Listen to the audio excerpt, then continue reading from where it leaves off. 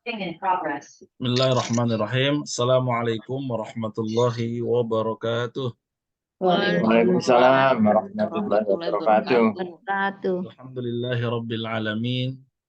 Wal aqibatu lil muttaqin wala udwana illa 'alal zalimin. Asyhadu an la ilaha illallah wahdahu la syarikalah wa asyhadu anna Muhammadan abduhu wa rasuluh. Allahumma shalli wa sallim wa barik ala sayyidina Muhammadin wa ala alihi wa ashabihi ajma'in. La ilaha illa anta subhanaka inni kuntu minaz zalimin. Allahumma inna nas'aluka ilman nafi'a wa rizqan thayyiba wa amalan mutaqabbala. Bersyukur kepada Allah Subhanahu wa taala atas segala limpahan rahmat karunia-Nya, nikmat iman, Islam, ihsan hingga kita masih bisa menjalankan ibadah khususnya di bulan suci Ramadan ini. Salawat salam kepada junjungan kita Nabi besar Muhammad sallallahu alaihi wasallam. Alhamdulillahirabbil alamin. Semoga kita semua dikaruniakan sehat walafiat insyaallah. Bapak Ibu Ayah Bunda yang dirahmati Allah Subhanahu wa taala, nikmat mana yang kita dustakan gitu kan? Ketika kita diberikan kemudahan, kita diberikan rizki, kita diberikan umur, kesehatan, lalu kemudian kita bisa menjalankan ibadah di bulan suci Ramadan. Kita mohon, kita berdoa sejak akhir Ramadan tahun lalu, masih ingat ya, kita berdoa, mudah-mudahan kita dijumpakan kembali Ramadan tahun yang akan datang. Dan alhamdulillah kita diberi kesempatan untuk kembali berjumpa dengan Ramadan tahun ini. Ya. Kemudian beberapa bulan sebelumnya kita berdoa di bulan Sya'ban, di bulan Rajab, Sya'ban, kita berdoa Allahumma barik lana fi Rajab wa Sya'ban wa ballighna Ramadan. Dan hari ini Allah izinkan kita memasuki bulan suci yang agung, yang mulia, bulan Al-Quran, bulan Ramadan. Mudah-mudahan kita senantiasa bisa memanfaatkan kebaikan-kebaikan yang Allah berikan ini. Ya, Allah Al-Bar memberikan kebaikan begitu banyak kepada kita, kepada hambanya. Kebaikan itu bukan hanya rizki, kebaikan itu bukan hanya sekedar kesehatan, kebaikan itu bukan hanya sekedar kita mampu eh, mendapatkan makanan, minuman, bisa punya uang untuk membeli makan dan minum dan sebagainya. Kebaikan itu bukan sekedar kita bisa bayar hutang, tapi kebaikan itu begitu luas. Ya, kebaikan ketika Allah memberikan kita kesempatan untuk takarrub kepadanya. Kebaikan ketika kita mampu bisa menjalankan ibadah-ibadah yang agung. Kesadaran ini perlu kiranya kita aplikasikan bahwa Allah Subhanahu wa taala telah memberikan kebaikan kepada kita dan kita balas kebaikan itu dengan sungguh-sungguh menjalankan perintahnya. Jangan sampai kita termasuk golongan orang yang merugi. Merugi apa? Merugi ketika datang Ramadan tapi kita tidak bersungguh-sungguh untuk menjalankan ibadah. Tidak semua orang yang kemudian bisa diberi waktu dan kesempatan untuk berpuasa. Betul ya? Ya, mungkin diberi umur, tapi belum tentu bisa menjalankan ibadah dengan maksimal sebagaimana tahun-tahun sebelumnya karena bisa jadi dia sedang sakit. Mungkin diberikan umur, tapi tidak bisa menjalankan dengan maksimal. Kenapa? Karena bisa jadi begitu banyak halangan yang dia dapatkan sehingga tidak maksimal untuk menjalankannya. Ya, karena itu kita terus mohon pada Allah hari demi hari, semoga Allah berikan kita kesehatan dalam menjalankan ibadah, termasuk juga diberikan semangat. Sehat saja tidak cukup kalau kita tidak semangat untuk menjalankan ibadah. Ya. Karena kalau hanya sehat, ya tidak ada semangat setelah buka puasa, setelah makan malam, nggak punya semangat lagi untuk berangkat tarawih. karena kekenyangan gitu ya. Demikian juga kalau gak ada semangat dalam beribadah, habis sahur ya kenyang, ngantuk, habis sholat subuh langsung tidur lagi. Karena itu perlu semangat dalam menjalankan ibadah. Sehat dan semangat. Semoga yang hadir ini baik yang jamaah yang setiap hari Sabtu hadir dan insya Allah juga hadir jamaah-jamaah yang baru gabung pada hari ini ya. Yang baru gabung boleh ditulis di kolom chatnya kalau baru gabung kiranya dari mana, asalnya dari mana, boleh berkenalan. Baik ayah bunda yang dirahmati Allah Subhanahu wa taala. Hari ini kita akan mencoba bertadabbur, berkenal ya, mengenal dan mendekat kepada satu nama Allah yang agung. Satu nama Allah yang dengannya kita semua meminta, memohon. Karena kalau tidak, kita termasuk orang-orang yang merugi. Ya. Kita memohon kepada Allah sehabis sholat dan segala aktivitas memohon. Karena kita adalah manusia, tempat salah, tempat khilaf. Terkadang kita berbuat salah, berbuat dosa, terkadang tidak sadar bahwa itu adalah perbuatan dosa. Ada orang yang melaksanakan dosa dengan sebuah kesadaran. Tapi juga banyak yang melaksanakan atau berbuat dosa, berbuat kekhilafan di luar kesadarannya. Karena itu kita memohon kepada Allah agar diampuni segala dosa dan kesalahan kita, kekhilafan kita, baik sengaja ataupun tidak sengaja. Sadar ataupun tidak sadar. Dan Allah itu maha pengampun. Allah itu maha penerima taubat. Karenanya pada hari ini kita bahas dalam tadabbur kita pada hari ini adalah satu nama Allah, yaitu Dia Maha Penerima Taubat. Allah At-Tawwab. Allah pemilik pintu taubat yang dibuka pintu taubatnya itu kepada hambanya yang sungguh-sungguh bertaubat. Allah menerima taubat hambanya yang bertaubat. Masya Allah. Jika manusia benar-benar bertobat, maka Allah menerima, Allah akan membuka pintu tobat selebar-lebarnya. Ya.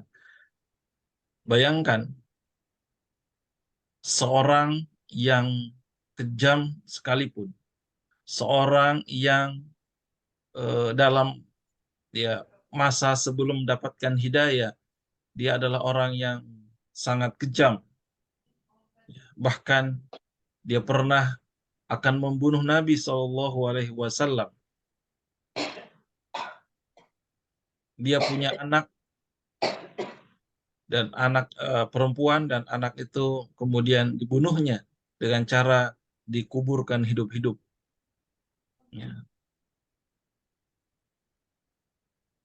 Lalu kemudian dia mendapatkan hidayah Islam. Lalu kemudian dia bertobat atas segala dosa, kezaliman yang pernah dilakukannya, maka Allah Maha Penerima Taubat.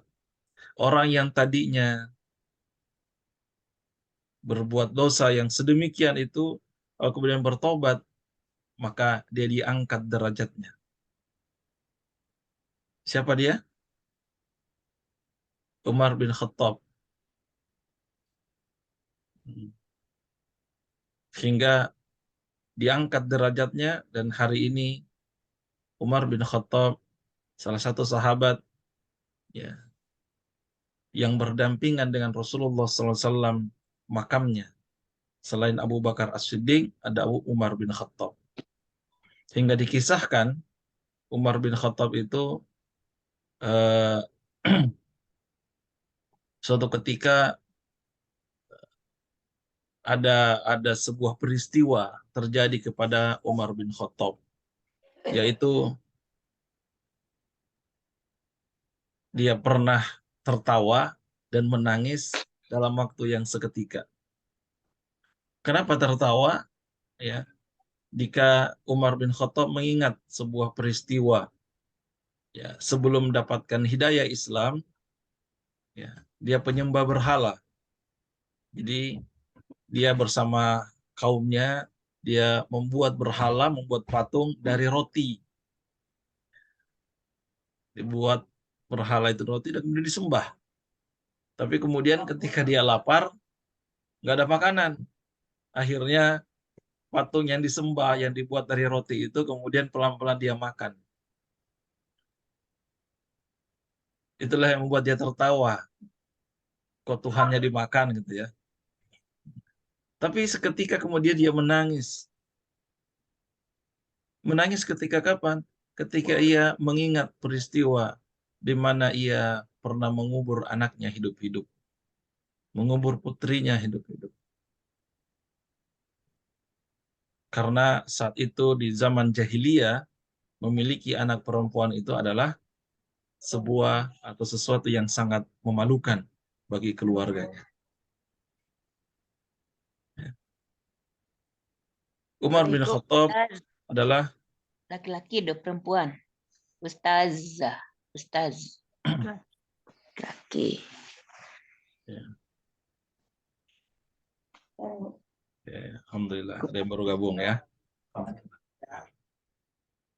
Jadi Umar bin Khattab adalah seorang sahabat yang dimuliakan Allah Subhanahu wa taala karena bertobat.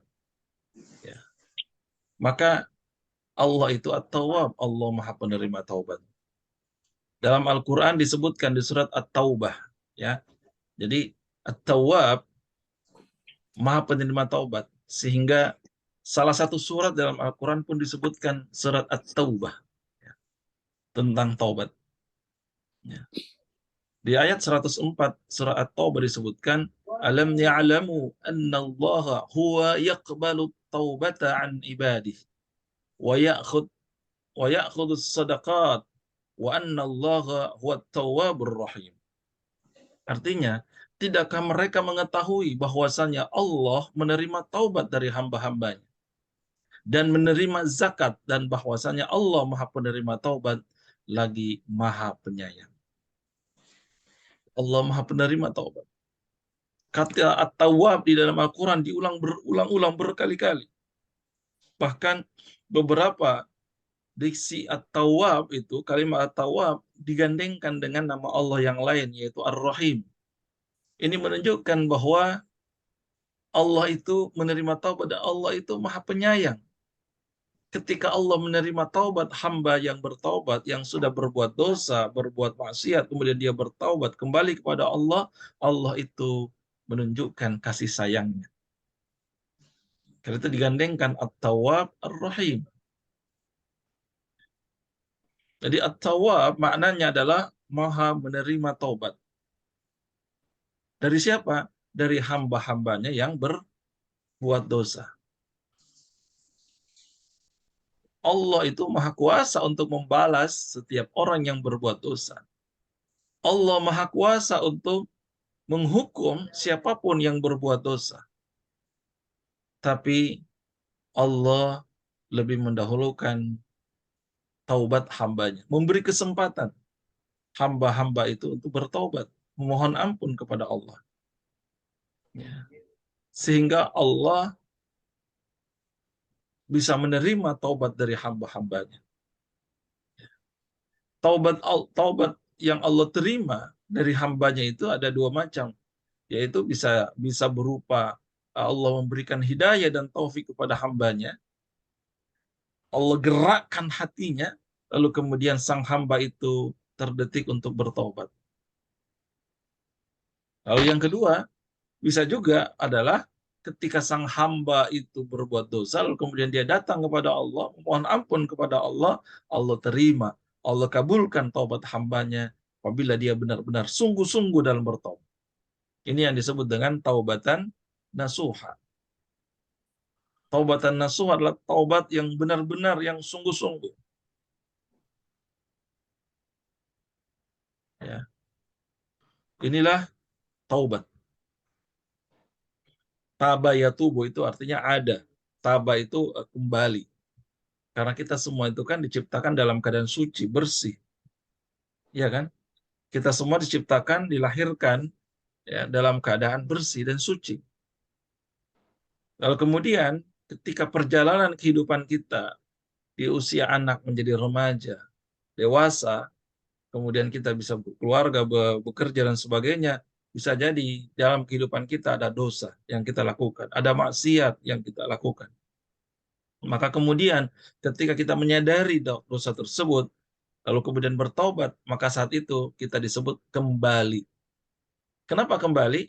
Karena memang aslinya manusia itu adalah bersih, suci. Maka bertobat itu artinya adalah kembali kepada kebersihan diri, kembali kepada kesucian diri jiwa manusia. Maka disebut dengan taubat, kembali bersih, mensucikan diri. Allah At-Tawwab, Allah Maha Penerima Taubat. Ya. Ikhwatal iman, Bapak Ibu dirahmati Allah Subhanahu wa taala. Jadi ketika seorang hamba berbuat dosa, meskipun Allah itu kuasa untuk menghukum saat itu, tapi Allah itu Maha Pengasih dan Penyayang. Allah tidak langsung menghukum hambanya karena perbuatan dosa yang dilakukan. Baik itu perbuatan dosa yang dilakukan dengan sengaja ataupun tidak sengaja. Allah tidak mempermalukan hambanya dengan dosa yang dilakukan. Bahkan Allah memberikan jalan yang lebar bagi hambanya untuk kembali kepada Allah. Untuk menyadari dosa yang dilakukannya.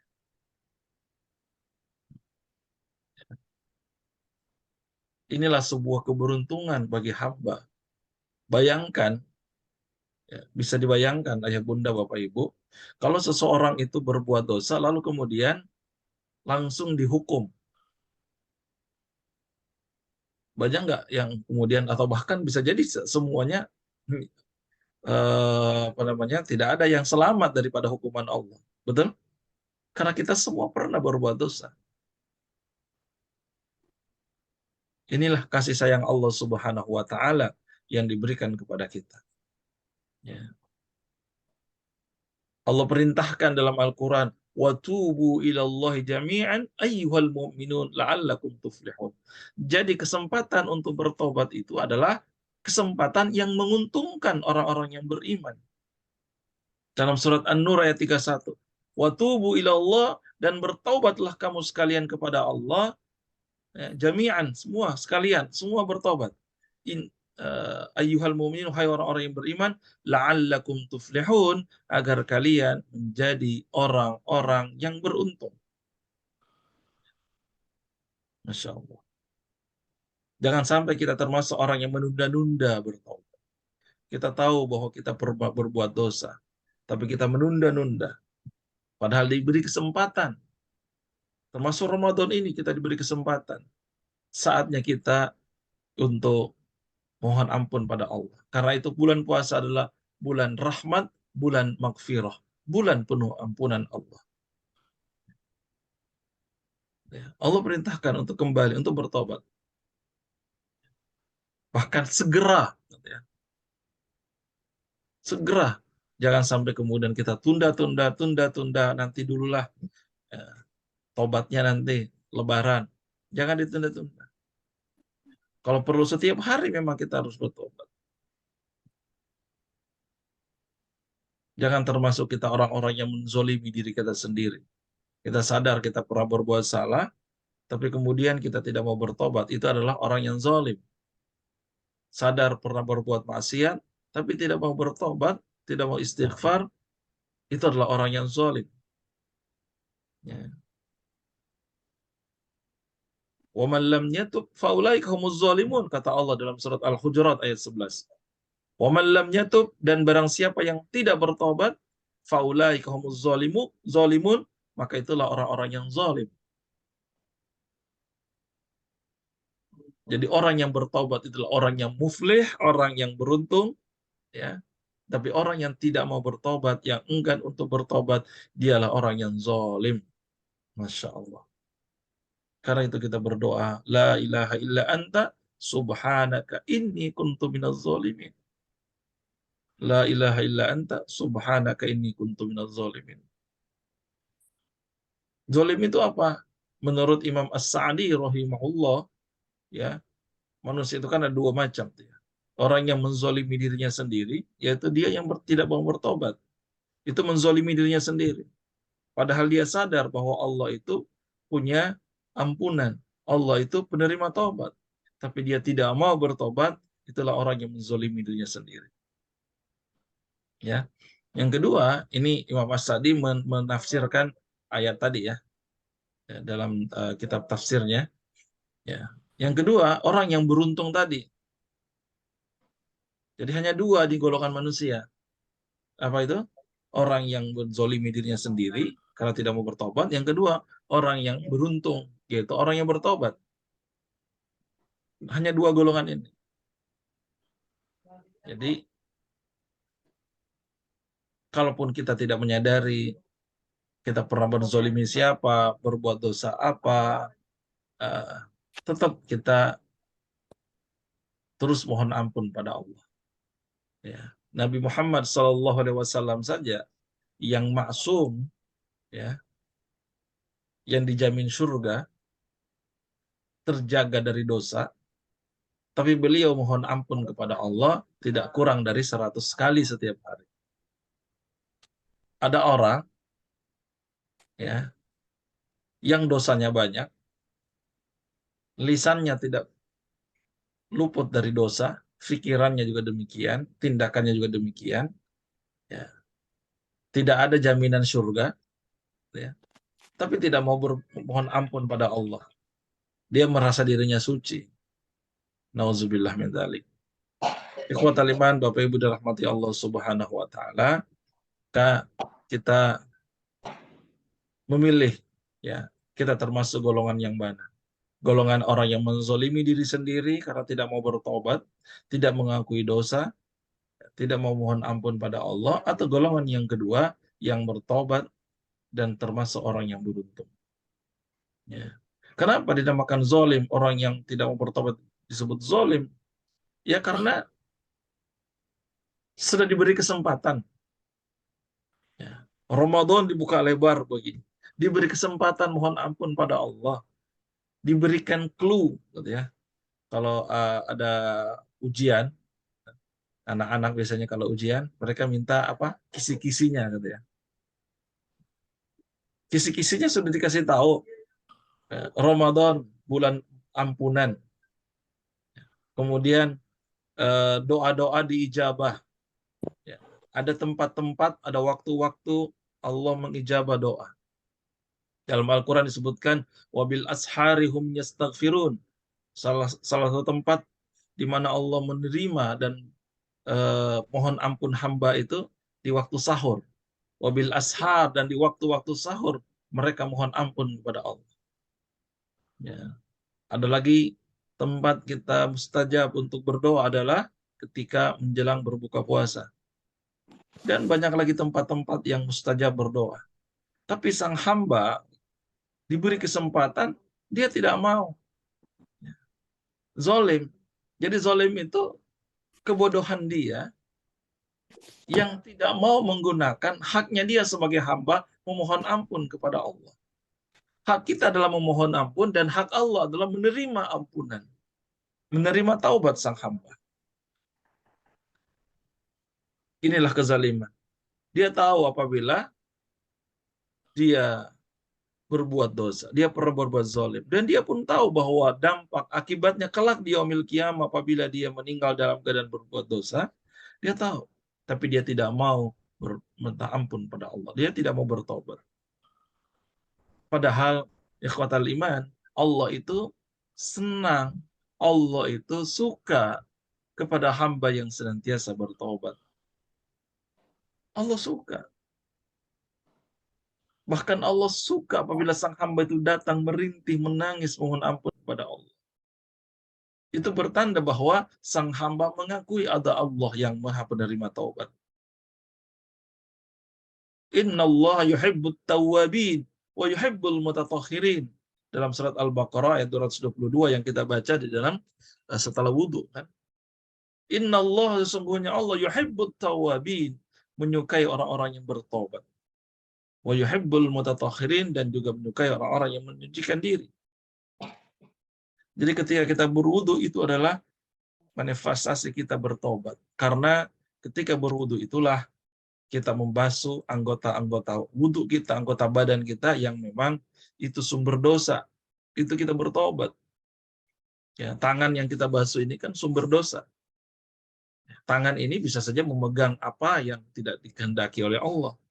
Tangan ini bisa jadi kita pernah gunakan untuk mengambil yang bukan haknya. Tangan ini bisa juga kita gunakan untuk menzolimi orang lain, mungkin memukul atau apapun.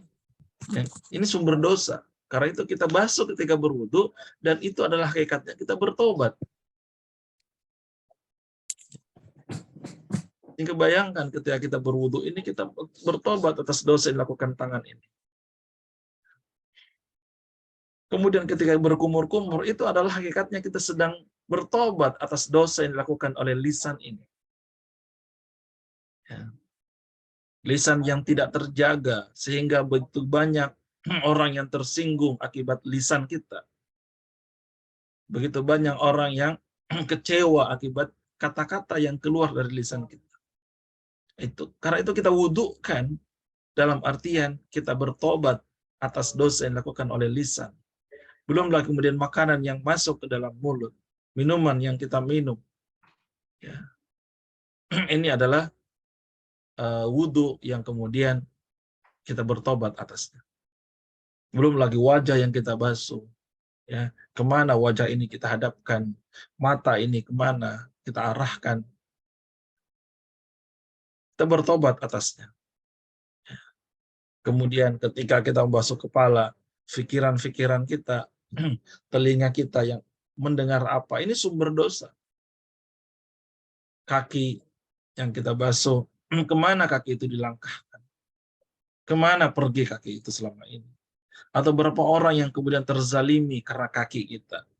Berapa banyak orang yang disakiti ya, dengan kaki kita ini?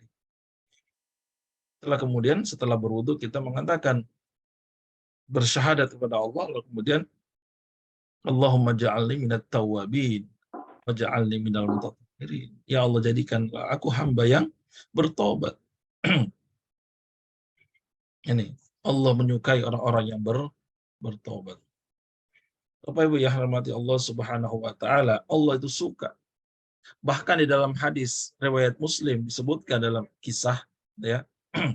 Ini hadis sahih dari Anas bin Malik radhiyallahu anhu dari Nabi sallallahu alaihi wasallam bahwa Allah itu gembira. Bahkan Allah itu sangat gembira dengan taubatnya seorang hamba yang bertobat kepadanya.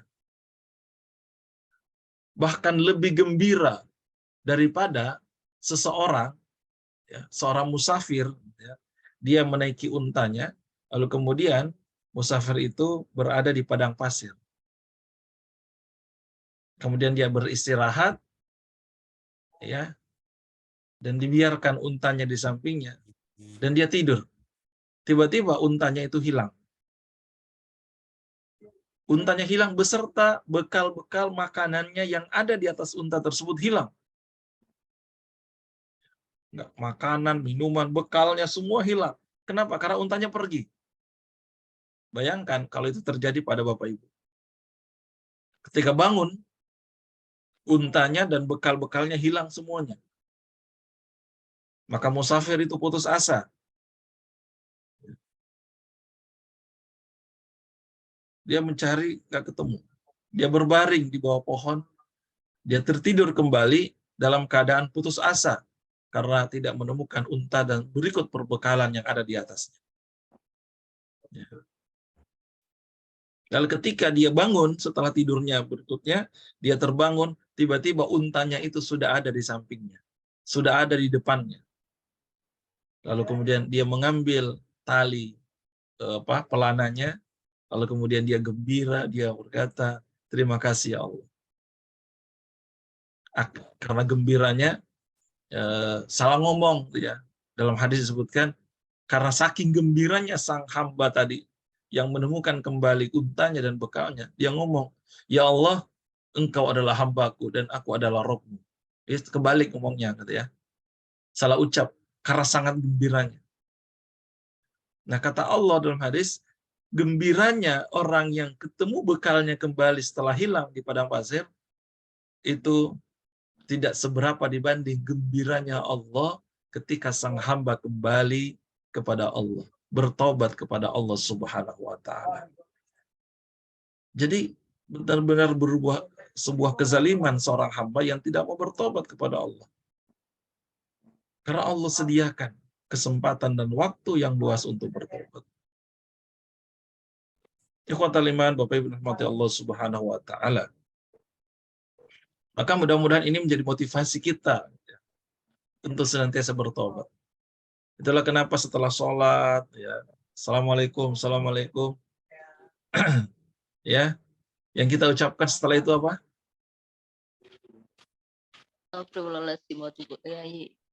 Istighfar, mohon ampun pada Allah. Itu menunjukkan bahwa meskipun habis sholat, kadang-kadang kita berbuat dosa, berbuat salah, keliru, tidak khusyuk dalam sholat. Betul?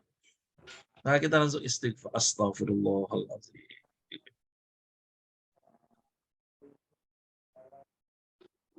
Maka Allah perintahkan ya di dalam hadis riwayat Muslim, ya ayuhan nas tubu tubu ilallah wastaghfiru fa inni atubu fil yaumi atamarrah. Rasulullah saja bertobat dalam sehari 100 kali.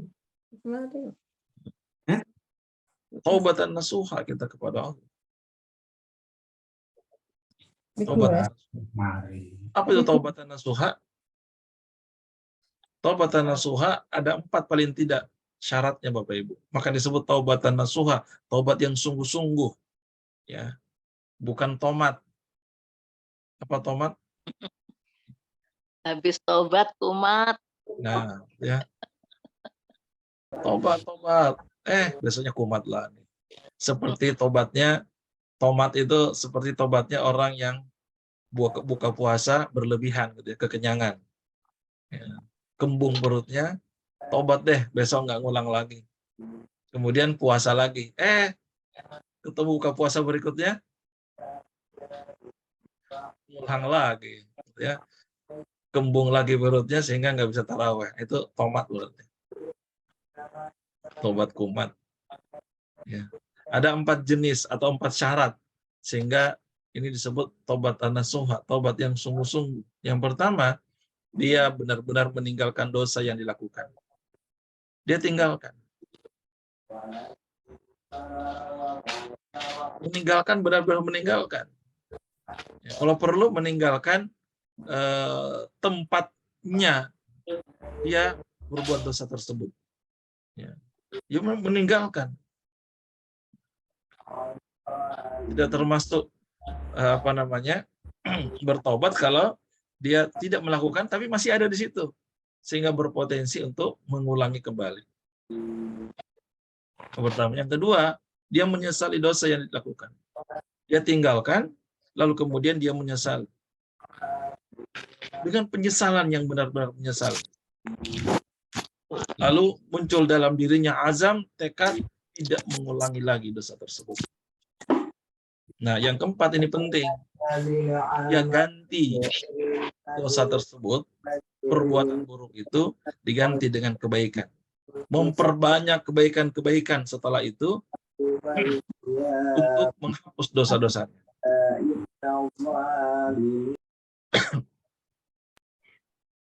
Ya.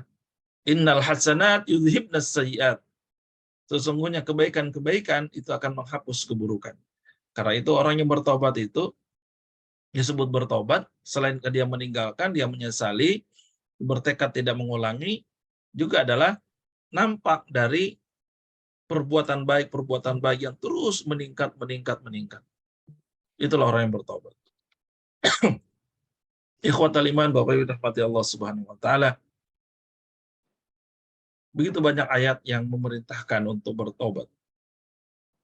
Ya, dan Allah Maha penerima taubat. Wa tub 'alaina innaka antat tawwabur rahim, kata Allah. Bertobatlah. Wa tub 'alaina. taubatlah. Ya. Atau bahkan disebutkan dalam doanya Nabi Ibrahim dan Nabi Ismail, terimalah taubat kami, sesungguhnya engkau maha penerima taubat. Ikhwatal iman, Bapak Ibu rahmati Allah Subhanahu wa taala. Nah, Ramadan ini Ramadan yang istimewa. Ya. Jangan sampai kemudian kita termasuk golongan yang merugi dengan datangnya Ramadan. Ada 3 golongan kata Nabi. Ya. Mereka disebutkan orang yang merugi. Ya. Ini hadis riwayat Tirmizi. Ya. Dan Imam Ahmad bin Hambal. Merugi itu berarti kan tidak beruntung. Kenapa disebut tidak beruntung? Karena dia tidak memanfaatkan sesuatu yang sudah disiapkan istimewa. Ya. Ada hidangan, ya, disiapkan gitu, halal, dan kemudian tidak dalam keadaan puasa misalnya, dihidangkan halal boleh, tapi kemudian kita biarkan. Maka inilah orang-orang yang merugi, tidak beruntung. Karena itu Nabi mengidentifikasi 3 orang yang benar-benar merugi. Dan salah satunya adalah berkenaan dengan Ramadan. Ya. Bahkan kata-katanya itu diulang. Ya. Hadisnya begini. An Abi Hurairah radhiyallahu anhu qala, sahabat Nabi bernama Abu Hurairah, qala Rasulullah sallallahu alaihi wasallam, Rasulullah bersabda, ragima anfu rajulin. Ragima anfu rajulin. Ini adalah sebuah perumpamaan. Ragima anfu itu hidung. Bahasa Jawanya apa ya? Ragima anfu rajulin, anfu itu hidung, ragima itu menunjukkan, ini kata yang menunjukkan perumpamaan orang itu rugi, orang itu tidak mendapatkan keuntungan, ya, bahkan celaka, benar-benar rugi gitu ya. Rogima anfurojulin. Siapa yang pertama? Dzukirtu indahu falam yusolli alayya. Siapa orang pertama yang disebut merugi dalam hadis ini adalah yang apabila disebut nama Nabi Muhammad SAW, lalu kemudian orang yang mendengarnya tidak bersolawat kepadanya. Maka diperintahkan kita setiap mendengar nama Nabi Muhammad SAW, maka kita ucapkan Allahumma sholli ala Muhammad. Salawat untuk Nabi. Mereka yang mendengarkan nama Nabi disebutkan tapi tidak bersolawat, kata Nabi, dia termasuk merugi. Salawat Nabi itu Bapak Ibu bukan untuk memuji Nabi. Ya, maksudnya adalah bukan Nabi meminta supaya dipuji gitu ya. Kita memuji Nabi SAW, tapi bukan berarti kemudian Nabi itu butuhkan pujian itu. Enggak. Karena itu adalah perintah Allah. Kita bersalawat itu sebenarnya kembali kepada siapa? Diri sendiri. Kembali kepada kita. Ya, karena disebutkan apabila kalian bersalawat 1 kali, maka aku bersalawat, kata Allah, 10 kali. Jadi salawat itu sendiri sebenarnya kembali kepada kita.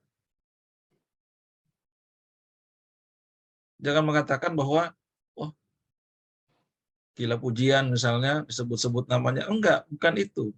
Ya. Justru kita berselawat itu adalah untuk diri kita. Dan Allah perintahkan, innallaha wa malaikatahu yusalluna 'alan nabi. Allah sendiri dan malaikatnya berselawat untuk Nabi. Ya, karena itu diperintahkan, ya ayyuhalladzina amanu shallu 'alaihi wa sallimu taslima. Selawatlah untuk Nabi. Perintah Allah, berarti rugi kita ya manusia mengaku umat Nabi Muhammad SAW tapi tidak mau berselawat untuk Nabi. Ya, selawat. Ya, maka disebut rogima'an furojulin. Bahasa Jawanya apa itu? Kalau orang yang rugi, di situ ada kata hidung. Itu ada kisah kolonial asal di Betawi itu ya. seseorang yang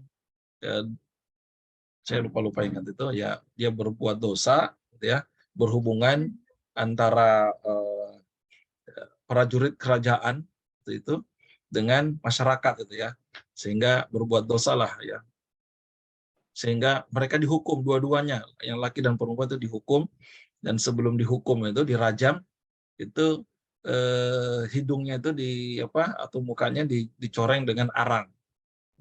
Kita kenal biasanya sekarang itu ada hidung belang. Anfu itu kan hidung. Itu. Jadi sebuah perumpamaan orang yang mendapatkan kehinaan, mendapatkan kerugian. Dalam hadis disebutkan roghima anfu rajulin, merugi orang yang apabila disebut nama Nabi tapi tidak bersolawat. Yang pertama. Yang kedua, roghima anfu rajulin juga disebutkan yang sama. Roghima anfu rajulin dakhala alaihi ramadhanu thumma salakha qabla an yughfara lahu. Manusia yang merugi yang kedua adalah orang yang berkesempatan berjumpa dengan Ramadan, tetapi dosanya tidak diampuni sehingga bulan itu berlalu. Ramadan sebulan penuh, kemudian Ramadan berlalu, tapi dosanya belum diampuni. Itu adalah kerugian. Kerugian yang luar biasa. Karena Ramadan adalah bulan ampunan. Tapi ada orang yang berpuasa, dia hanya menahan lapar dan haus, tapi tidak diampuni dosanya. Merugi. Ya. Hanya menahan lapar dan haus, tidak mendapatkan. Nah, ikhwatal iman yang dirahmati Allah Subhanahu wa taala. Jadi orang yang mendapatkan puasa, dia berpuasa tapi dia hanya mendapatkan merasakan lapar dan haus, tidak mendapatkan pahala sedikit pun. Ya. Nabi mengancam mereka gitu ya, bahwa Allah tidak melihat puasanya orang yang tidak meninggalkan perkataan dan perbuatan-perbuatan sia-sia, perkataan-perkataan kebohongan. Maksudnya itu Allah tidak peduli terhadap puasa. Ya nggak apa-apa dia puasa, tapi saya nggak hitung dia berpuasa. Nauzubillah min dzalik. Kenapa? Karena dia man lam yada' qaula zur, siapa yang tidak meninggalkan perbuatan dan perkataan yang bohong, maka Allah tidak menghitung, tidak peduli dia meninggalkan makan minumnya, dia berpuasa, Allah tidak peduli. Nauzubillah min dzalik. Itu orang-orang yang datang puasa tapi tidak diampuni dosa. Nah, karenanya momentum ini kita gunakan untuk mohon ampun pada Allah, bertobat kembali kepada Allah Subhanahu wa taala. Lalu yang ketiga, manusia jenis ketiga yang dikatakan merugi dalam hadis itu adalah waraghima anfu rajulin ya adraka indahu abawahu al-kibar falam yudkhilahul jannah. Yang ketiga adalah orang yang mendapati kedua orang tuanya atau salah satu dari keduanya dalam keadaan sudah tua, tetapi hal itu tidak menyebabkan dirinya masuk surga. Merugi seseorang yang orang tuanya masih ada, sudah tua, atau salah satu keduanya, tapi tidak menyebabkan dia masuk surga. Artinya dia tidak berbakti kepadanya. Ya. Alhamdulillah. Ikhwatal iman, Bapak Ibu rahmati Allah Subhanahu wa taala. Menarik di dalam hadis ini, di situ digunakan kalimat fi'il mudhari, khususnya tentang puasa. Ya. Raghiban farajulin dakhala alaihi Ramadan thumma salakha qabla ay yughfara. Itu fi'il mudhari tapi sifatnya majhul. Yughfara itu adalah artinya diampuni. Ini menunjukkan bahwa di situ ada upaya, kesungguhan. Ya. Allah mengampuni kalau seseorang itu sungguh-sungguh. Ya. ada upaya. Jadi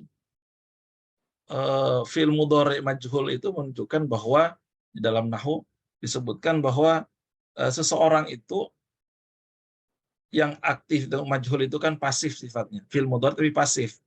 Ya. Allah mengampuni ketika seseorang itu dia yang lebih aktif untuk bertobat. Jadi kalau seorang hamba dia tidak aktif bertobat, ya tidak ada ampunan. Jadi benar sungguh-sungguh untuk bertobat mohon ampun kepada Allah Subhanahu wa taala. Ya. Jadi ikhwatal iman, Bapak Ibu dirahmati Allah Subhanahu wa taala, maka dengan memahami nama Allah At-Tawwab, Maha Penerima Taubat, ya, kita bersungguh-sungguh lagi di bulan suci Ramadan ini. Bersungguh-sungguh untuk beramal, ya, sehingga kita mendapatkan derajat takwa tadi. Ya, la'allakum tattaqun, agar supaya bertakwa. La'alla itu adalah harfu taraji. Taraji itu adalah pengharapan. Harapan, tidak disebutkan pengharapan, ya, itu kecuali ada kesungguhan untuk mencapainya. Sehingga demikian kalau kita bersungguh-sungguh kita akan mendapatkan derajat takwa tersebut. Salah satu caranya adalah dengan tadi bertobat. Ya, karena itu bulan Ramadan bulan ampunan, maghfirah, syahrul maghfirah, bulan penuh ampunan. Penuh ampunan. Jangan kemudian kita meninggalkan ghibah, meninggalkan perbuatan dosa hanya gara-gara kita yakin, oh ini bulan puasa kita rem dulu nih, kita nggak usah ghibah, nggak usah apa namanya ngerumpi ngomongin orang, nanti aja setelah puasa. Itu sama saja. Nggak hijrah ya. Nah, sama saja. Jangan ngerumpi sekarang, ntar aja habis buka. Itu sama saja dosanya berarti kan. Sama saja. Ya korupsinya ntar lagi puasa, masa korupsi sekarang, ntar aja habis lebaran. Lah sama saja berarti kan.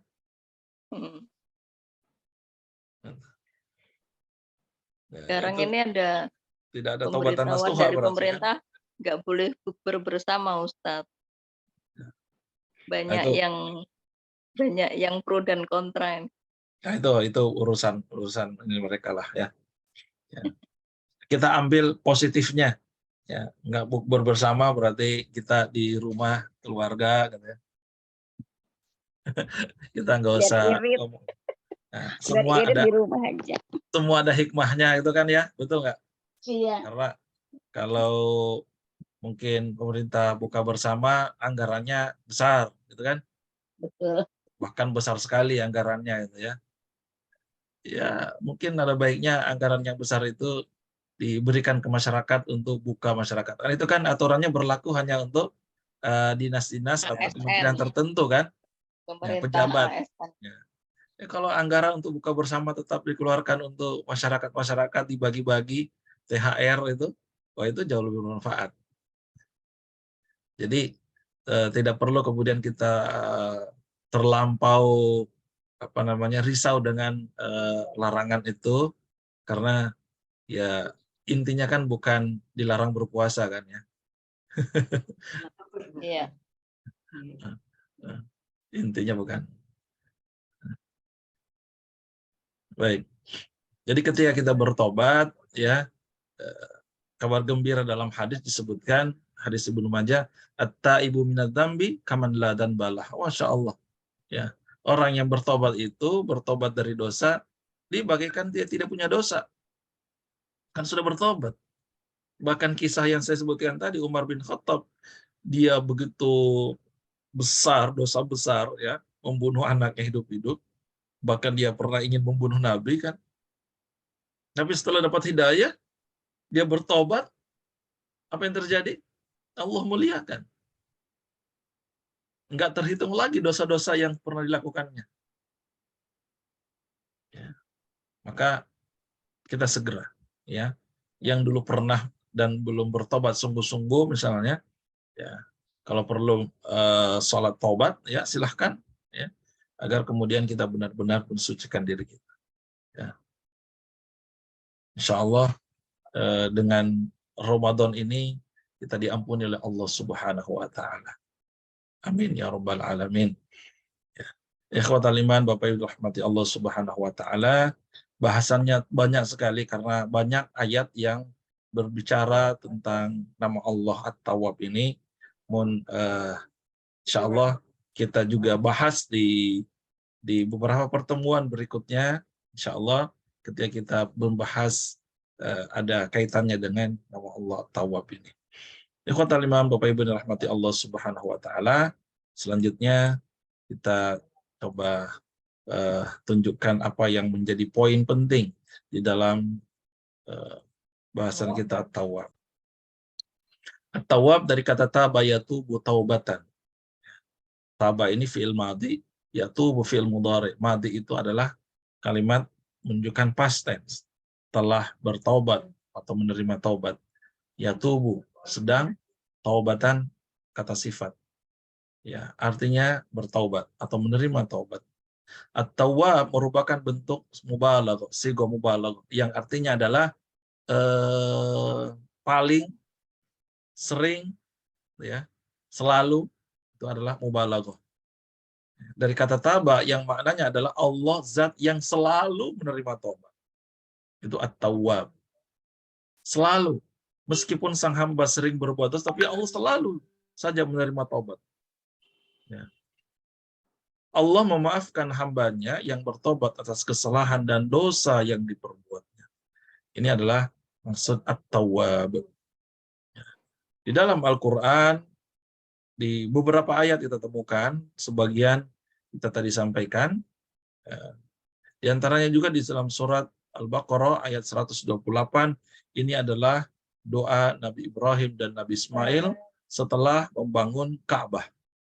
Kemudian mereka berdoa, Rabbana waja'alna muslimaini lak, wa min dzurriyyatina ummatan muslimatan lak, wa arina manasikana, wa tub 'alaina innaka antat tawwabur rahim. Ya Rabb, ya Tuhan kami, jadikanlah kami orang yang berserah diri, muslimain. Kami berdua, Nabi Ibrahim dan Nabi Ismail, berserah diri kepadamu. Dan anak cucu kami juga. Siapa anak cucu Nabi Ibrahim dan Nabi Ismail? Kita semua, ya. Anak cucu kami. Umat yang berserah diri kepadamu. Wa arina manasikana, dan tunjukkan kepada kami manasik, cara-cara melakukan ibadah. Wa tub 'alaina, dan terimalah taubat kami. Wa tub 'alaina. Jadi kalau ada taba, yatubu, tub, ya, kemudian ada alaina, itu menunjukkan adalah menerima taubat. Wa tub 'alaina, terimalah taubat kami. Innaka antat tawwabur rahim, sesungguhnya engkau adalah zat yang maha penerima taubat, yang maha penyayang. Di dalam ayat yang lain juga disebutkan, wa ma arsalna mir rasulin illa liyuta'a bi idznillah walau annahum izzalamu anfusahum ja'uka fastaghfirullah wastaghfara lahumur rasul lawajadullaha tawwabar rahim. Kami tidak mengutus seorang rasul melainkan untuk ditaati dengan izin Allah. Dan sungguh sekiranya mereka setelah menzolimi dirinya datang kepadamu Muhammad, lalu mereka mohon ampun kepada Allah, dan kemudian Rasul pun memohonkan ampunan untuk mereka, maka niscaya mereka mendapati Allah maha penerima taubat dan maha penyayang. Masya Allah. Berbuat zalim, ya, lalu kemudian datang, mohon ampun kepada Allah, Allah maha mengampuni. Ya. Surat Al-Hujurat ayat 12 disebutkan, ya ayyuhalladzina amanu ijtanibu katsiran minadh-dhann inna ba'dadh-dhanni itsmun wa la tajassasu wa la yaktab ba'dukum ba'dha ayuhibbu ahadukum ay ya'kula lahma akhihi maitan fakarihtumu wattaqullaha innallaha tawwabur rahim. Ini berkaitan tentang prasangka-prasangka. Lalu kemudian dengan prasangka tersebut seseorang itu melakukan ghibah, ngomongin keburukan saudaranya. Dalam Al-Quran dilarang, hai orang-orang yang beriman, jauhilah kebanyakan purbasangka atau prasangka, ya, curiga, karena sebagian dari prasangka itu dosa. Janganlah mencari-cari keburukan orang dan jangan menggunjingkan satu sama lain. Adakah seorang di antara kamu yang suka memakan daging saudaranya yang sudah mati? Masya Allah, daging bangkai. Maka tentulah kamu merasa jijik kepadanya. Dan bertakwalah kepada Allah, sesungguhnya Allah itu Maha Penerima Taubat lagi Maha Penyayang. Maka yang menggunjing, ngomongin saudaranya, keburukannya, ya, maka segera bertaubat kepada Allah serta bertaubat. Tapi benar Ustadz, itu benar kok, sumpah ada saksinya itu.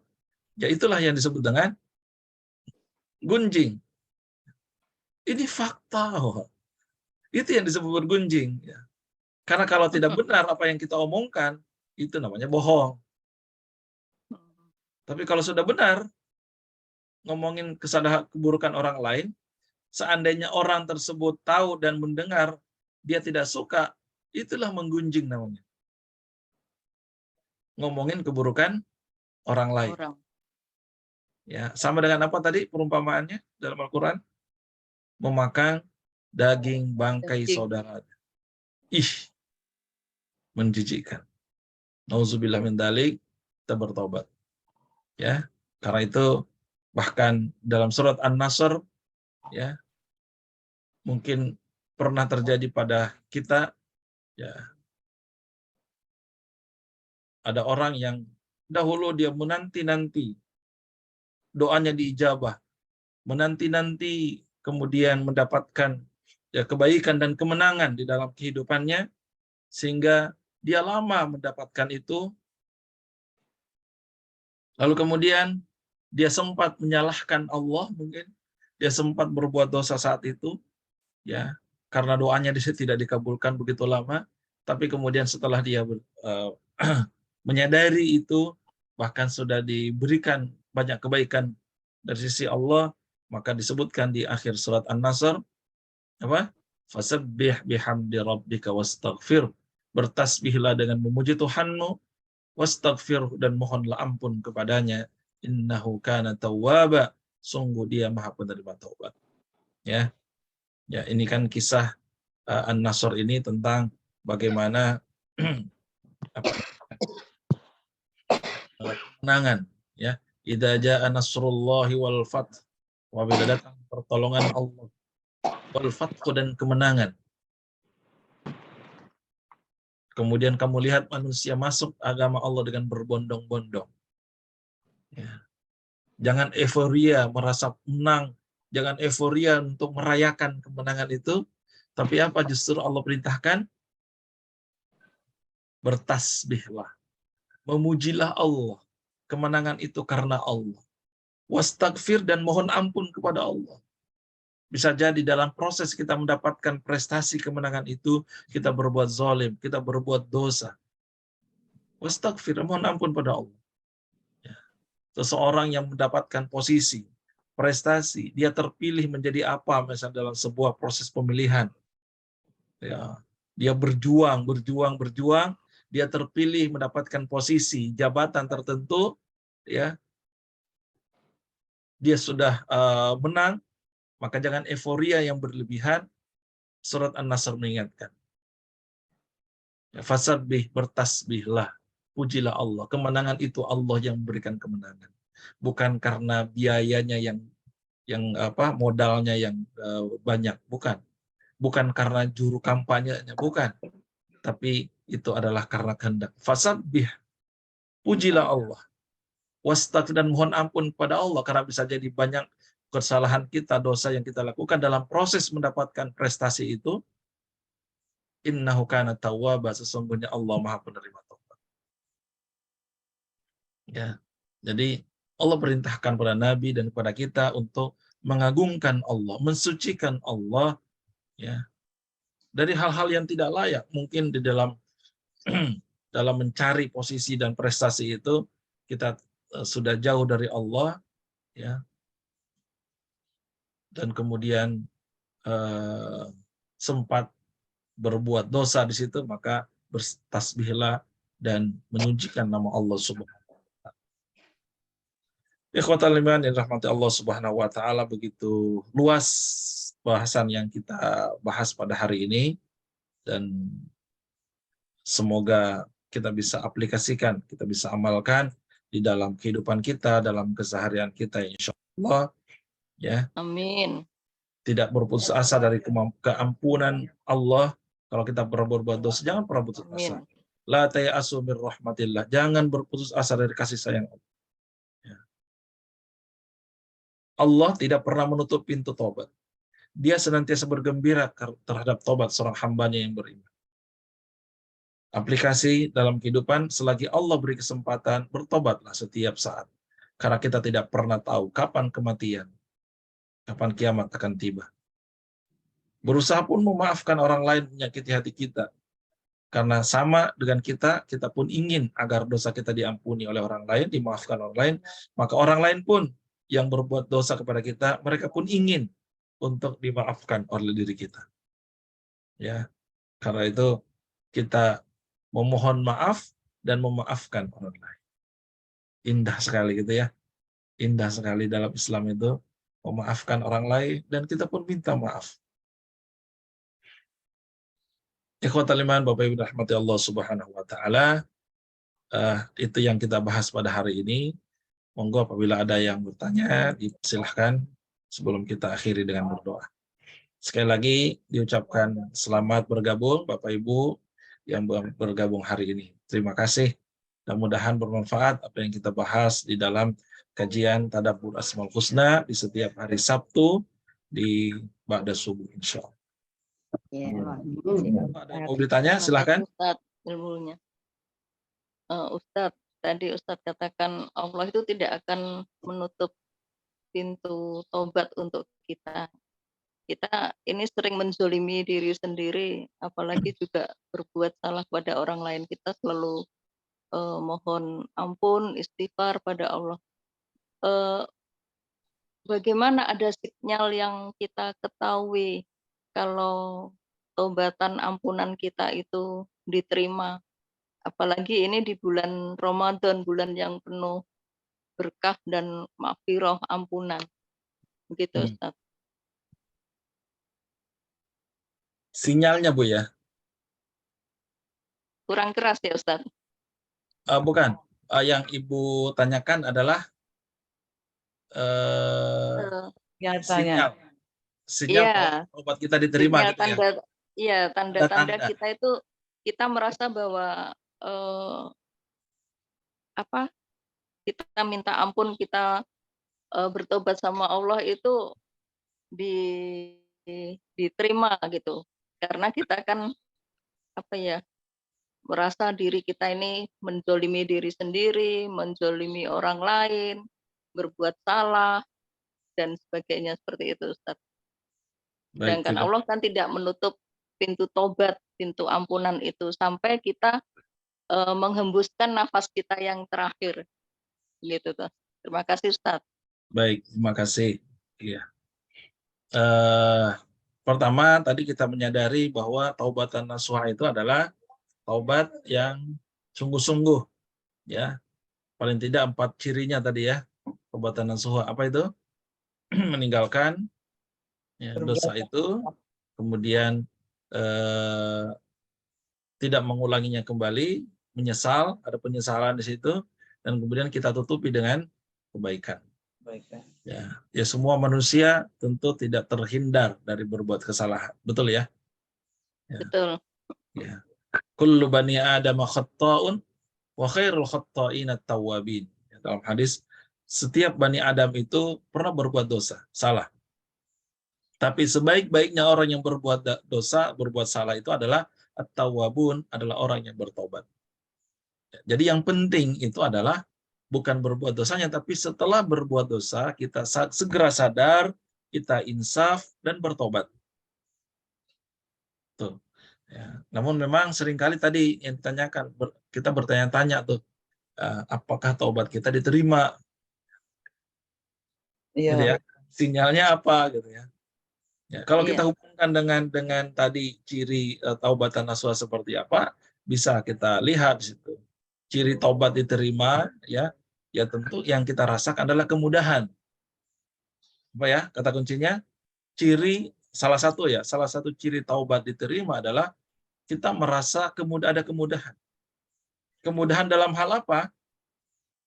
Ya, pertama, kemudahan saat beribadah. Jadi ada kemudahan atau ada rasa nikmat saat beribadah. Enteng menjalani ibadah. Waktu azan, waktu sholat datang, enteng tuh melangkah sholat. Kemudian ketika berzikir, khusyuk saat berzikir. Nikmat rasanya. Kemudian kita mudah untuk bangun qiyamul lail. Puasa itu enteng, puasa. Diajak untuk datang ke majelis ilmu, ikut kajian, enteng. Jadi ada kenikmatan dan kemudahan di dalam hal ketaatan. Itu yang pertama. Jadi kalau bertobat tapi masih berat gitu ya, sholat berat gitu ya. Nah itu berarti bisa jadi masih ada ciri belum sungguh-sungguh kita bertobat. Dan Allah belum melihat kesungguhan itu. Jadi ada kemudahan. Yang kedua, kemudahan juga adalah Allah Subhanahu wa taala memudahkan kita bukan hanya mengamalkan yang wajib tapi yang sunnah. Mudah kita mengamalkan yang sunnah. Kalau amalan wajib kan ya tentu ya. Tapi yang sunnah pun juga dimudahkan.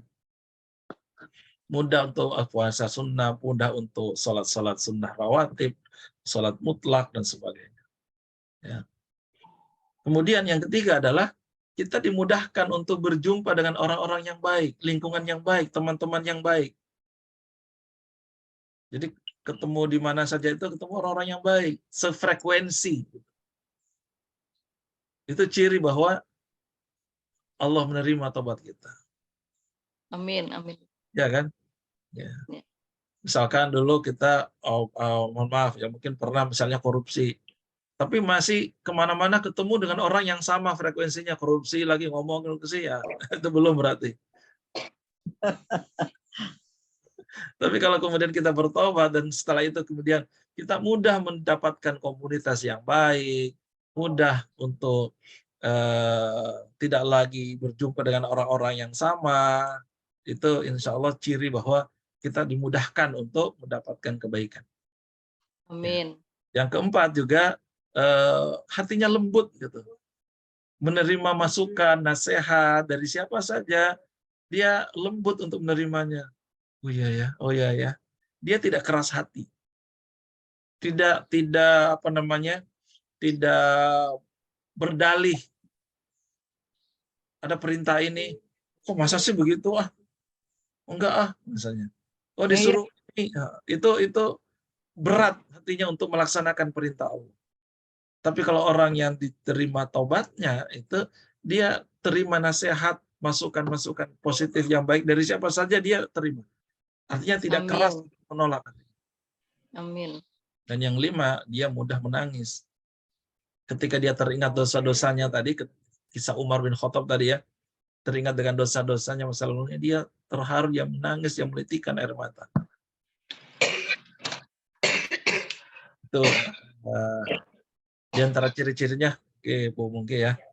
Jadi karena penyesalannya itu akan dosa-dosanya, kemudian dia menangis. Ya, dalam kesendiriannya dia menangis atas itu semua. Wallahu a'lam bishawab, mudah-mudahan bisa menjawab. Amin, amin. Terima kasih Ustaz. Sama-sama. Ustaz. Ya, silakan Pak Bujang. Gini Pak, kalau sholat witir itu kan sholat penutup ya setelah tarawih. Ya. Terus kita bangun untuk sahur. Kalau kita melaksanakan sholat, katakan sholat taubat, sholat tahajud lagi, itu apa dibolehkan lagi nggak? Itu Ustaz. Ya. Jadi sudah witir di dalam taraweh ya. Iya. Dan kemudian bangun lagi qiyamul lail untuk melaksanakan sholat sunnah lainnya. Tapi tidak witir lagi kan Pak ya? Iya, enggak. Iya, enggak ada witir. Ya, karena itu dalam hadis disebutkan ij'alu akhira sholatikum bil laili witron. Ya, jadikanlah witir sebagai akhir salat kalian. Maksudnya ini adalah la witrani fil lail, tidak ada 2 witir dalam satu malam. Ya, artinya berarti boleh saja Boleh, salat iya, tarawih, betul. qiyamul lail Boleh. gitu ya, dengan tarawih. Ya, tarawih itu kan sebenarnya qiyamul lail, tapi Ya. khusus di Iya. bulan Ramadan namanya tarawih. Ya. Oke. Tapi setelah itu setelah witir, kemudian bangun lagi misalnya jam 2, jam 3 untuk sholat taubat, sholat sunnah lainnya saja. Iya, betul. Ya, tidak perlu witir kembali. Iya. Boleh Pak Bujang, silahkan. Oh iya, Boleh. boleh. Ya, silahkan. Ya, makasih Ustaz. Sama-sama. Assalamualaikum Ustaz Haris. Waalaikumsalam warahmatullahi wabarakatuh. Izin bertanya Ustaz. Dengan Ibu Ririn, siapa? Betul ya? Ririn ya Ustaz. Bu Ririn di mana? Surabaya Ustaz. Ya, monggo Bu. Iya. Ustaz Haris, kita itu sebagai manusia pasti banyak dosa dan kita juga ingin dosa-dosa kita diampuni oleh Allah Subhanahu wa taala. Amin. Tadi dianjurkan sama Ustaz Haris kita sholat taubat. Apakah sholat taubat itu kita laksanakan setiap malam dibarengkan dengan sholat tahajud begitu Ustaz? Ya. Sudah Bu? Jih, penjelasannya Ustaz. Oke. Terima kasih sebelumnya. Sama-sama. Baik. Apakah sholat taubat itu harus malam hari gitu ya? Iya. Apakah boleh nggak sholat taubat itu di Boleh, lain waktu? siang hari boleh. Karena sunnah itu kan. Ya. Tentu ini kan sholat tidak ada waktu ya, yang Bu, ya. khusus. Nah, sholat sunnah dan waktunya pun juga bisa dilakukan. Bebas. Yang nggak boleh itu kalau sholat lail tapi siang hari. Ya, Sholat duha malam hari itu salah waktu, ya. Kalau sholat taubat, karena manusia itu kan kita diperintahkan segera bertaubat, ya. Ya. Artinya bahkan setiap kita berbuat dosa, apakah kita melakukan dosanya di siang hari atau malam hari, segera bertobat. Itu artinya berarti kan boleh dilakukan di siang hari pun, ya. Ya. Salat sunnah taubatnya itu boleh.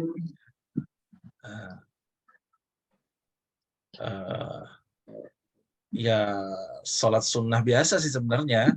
Salat sunnah biasa, nggak ada perbedaan, 2 rakaat salat sunnah taubat itu. Kemudian tapi di doanya dan setelah salatnya memperbanyak taubat, memperbanyak istighfar, ya. Itu Ibu.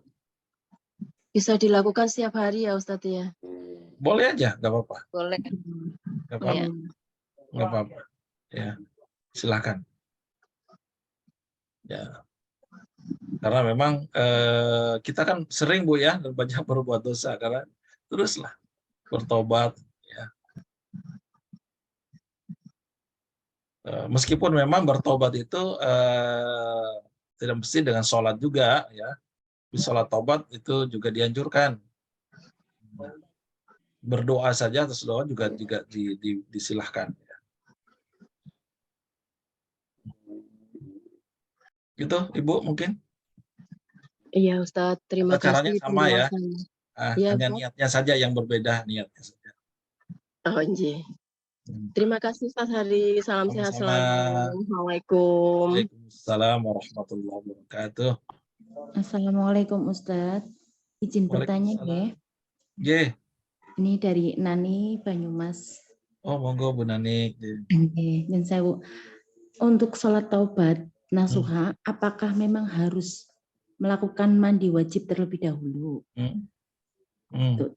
Untuk tambahan tadi mengenai sholat taubat yang saya tahu itu kan sesegera mungkin ya, tapi sesegera mungkin ketika kita merasa bahwa kita melakukan dosa, kita ingin bertobat, maka langsung lakukan. Namun ada waktu-waktu yang tidak diperbolehkan. Apakah ini benar ya? Iya betul. Itu ketika setelah sholat subuh dan ketika setelah sholat asar. Mohon penjelasannya Pak Ustadz. Kurang lebihnya mohon maaf. Terima kasih. Jazakillah khair. Baik, sama-sama Bu Nani tadi ya, Banyumas, alhamdulillah. Ya, pertama saya tambahkan tadi bahwa sholat sunnah taubat itu bisa dilaksanakan baik siang ataupun malam hari, tapi tadi di luar waktu-waktu yang terlarang untuk sholat. Ya, misalkan di habis sholat subuh gitu ya, sebelum masuk syuruk gitu ya, itu kan waktu terlarang. Ya. Kemudian juga sore hari setelah asar sampai maghrib terbenamnya matahari. Ya, itu diantara waktu-waktu terlarang. Atau pas siang hari, pas matahari tengah-tengah juga termasuk waktu yang terlarang. Ya, ya di luar itu ya silahkan ya. Nah, memang kemudian juga ada syariat yaitu mandi wajib, mandi taubat istilahnya itu ya. Ya, ini adalah anjuran Bu ya, sifatnya anjuran, apalagi kemudian adalah bertaubat atas dosa besar yang dilakukannya. Ya, sangat dianjurkan memang untuk melakukan mandi taubat untuk membersihkan diri kita dari dosa. Jadi misalkan gini, baru melakukan dosa besar ya, lalu kemudian dia ingin bertobat kepada Allah, dia awali sholat sunnah taubat itu diawali dengan mandi taubat. Mandi taubat dengan niat untuk mensucikan, membersihkan diri dari dosa. Ya. Ya. Nah, kalaupun kemudian kita ingin lakukannya harian, misalnya mandi taubat itu dosa-dosa kecil kita lakukan, kemudian kita ingin bertobat dari dosa tersebut, ya silakan juga boleh. Misalkan malam hari nih sebelum sahur kita bangun, ya kita mau sholat, kita mandi dulu, ya. Kemudian setelah itu kita sholat sunnah taubat. Bisa seperti itu, ya. Ya. Tata cara mandi taubat ya kurang lebih sama dengan kita sholat apa namanya mandi wajib yang lain Bu ya. Insya Allah sudah paham ini. Ya.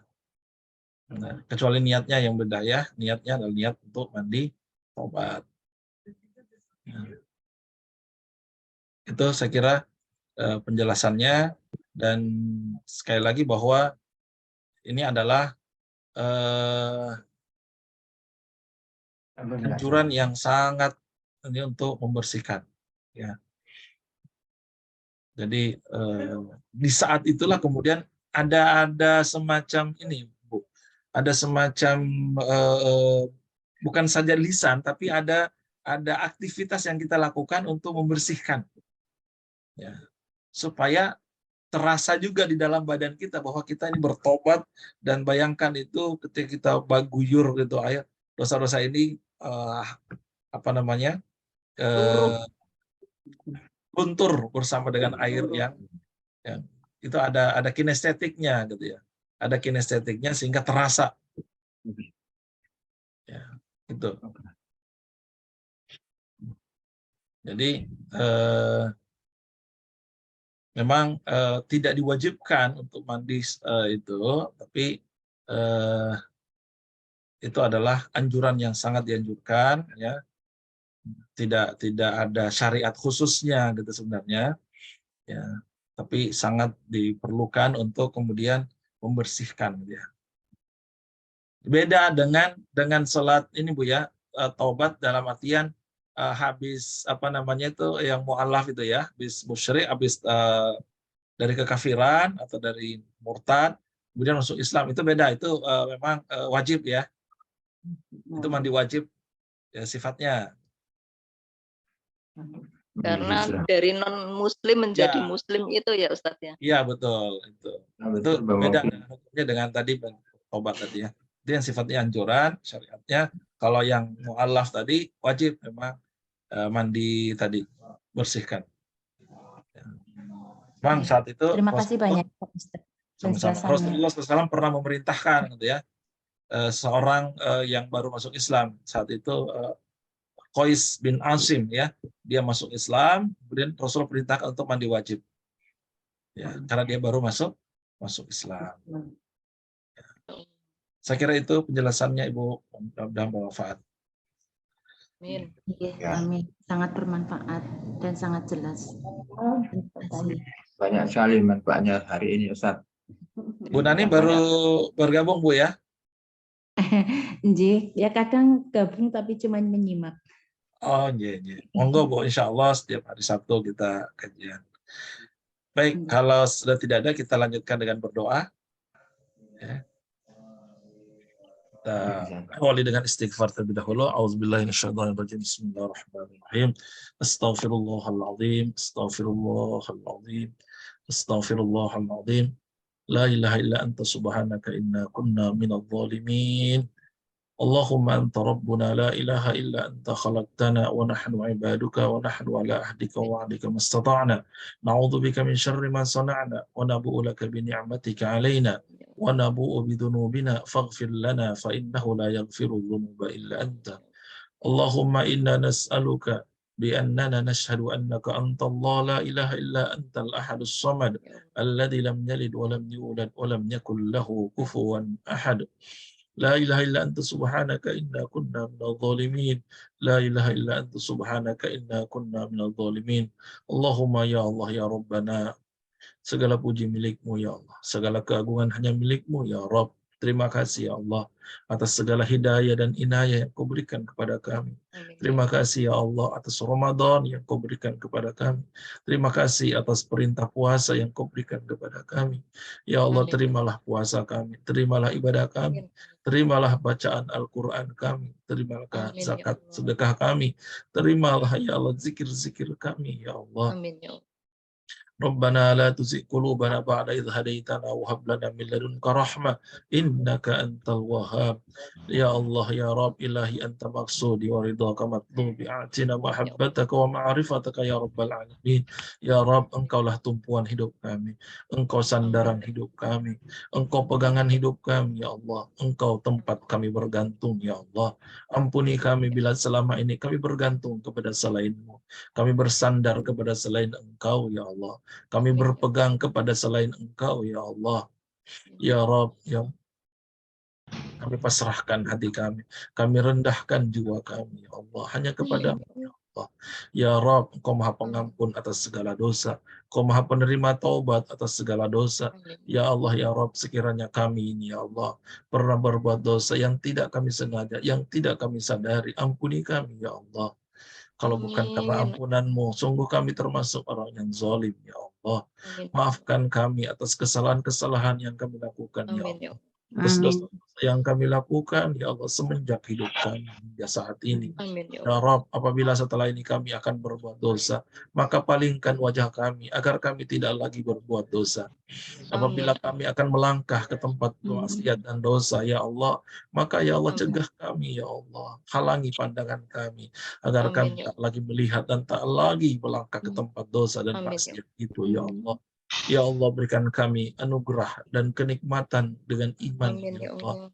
Anugerahi kami ya Allah dengan nikmat Islam dan nikmat ihsan ya Allah. Rabbana la atina min ladunka rahmah wa hayyi lana min amrina rasyada. Rabbana taqabbal minna salatana wa siyamana wa qiyamana wa ruku'ana wa sujudana wa takhasyu'ana wa ta'abbudana wa tammim takfirana ya Allah ya rabbal alamin. Allahumma ya Allah, Allahumma barik lana fi shahri Ramadan hadha ya Allah. Barik lana fi syahri Ramadan, fi syahril Quran, ya Allah. Kirami hati kami dengan sejuknya rahmat-Mu, kasih sayang-Mu. Terangi hati kami dengan cahaya-Mu, ya Allah. Bimbing kami dengan petunjuk-Mu, ya Allah. Mudahkan lisan kami untuk membaca Al-Quran-Mu, ya Allah. Amin, amin, ya Allah. Syariat-Mu, ya Allah. Allahumma khtim lana bil Islam, wa khtim lana bil iman, wa khtim lana bi husnil khatimah, ya Allah. Allahumma akibatana fil umuri kulliha wajirna min khizyid dunya wa adzabil akhirah. Allahumma ajal khaira umurina akhirahu wa khaira a'malina khawatimah wa khaira ayyamina yawma liqa'ika ya rabbal alamin. Rabbana atina fid dunya hasanah wa fil akhirati hasanah wa qina adzaban nar. Wa sallallahu ala khairi khalqi Muhammadin nabiyil ummi wa ala alihi wa sahbihi wa sallam. Wa akhiru da'wana alhamdulillahil alamin. Terima kasih. Assalamualaikum warahmatullahi wabarakatuh.